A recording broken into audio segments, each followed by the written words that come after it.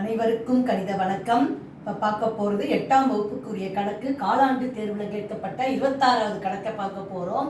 ஒரு வட்டக்கோண பகுதியின் ஆரம் 21 சென்டிமீட்டர் மற்றும் அதன் வில்லின் நீளம் 44 சென்டிமீட்டர் எனில் அதன் சுற்றளவை காண்க அப்படின்னு சொல்லி கொடுக்கப்பட்டிருக்கேன். இது புக்கில் எடுத்துக்காட்டு 2.1 உள்ள கணக்கு.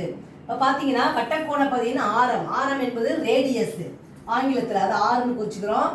எவ்வளவு கொடுத்துருக்கு? 21 சென்டிமீட்டர். அடுத்து வில்லின் நீளம் என்பது L இஸ் ஈக்குவல் டு எவ்வளவு கொடுக்கப்பட்டிருக்கு? 44 சென்டிமீட்டர்.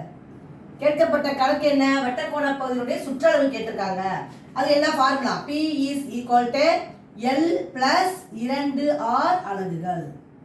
இப்போ L என்பது எவ்வளவு? 44 பிளஸ் 2 இன்ட்டு R எவ்வளோ கொடுக்கப்பட்டிருக்கு? ஆரம் 21. இப்போ பார்த்தீங்கன்னா 44 ப்ளஸ் 21 ரெண்டையும் பெருக்கினோம்னா 1 2 2 2 2 4. இது ரெண்டையும் கூட்டினோம்னா 6 4 2 8 4 4 8 86 சென்டிமீட்டர். தேர்ஃபோர் வட்டக்கோண பகுதியின் சுற்றளவு இஸ் ஈக்குவல் டு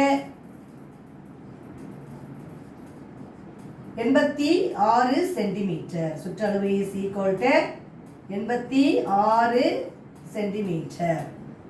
ஃபார்முலா பயன்படுத்தி இந்த கணக்கை செஞ்சிருக்கிறோம். புரிஞ்சுங்களா?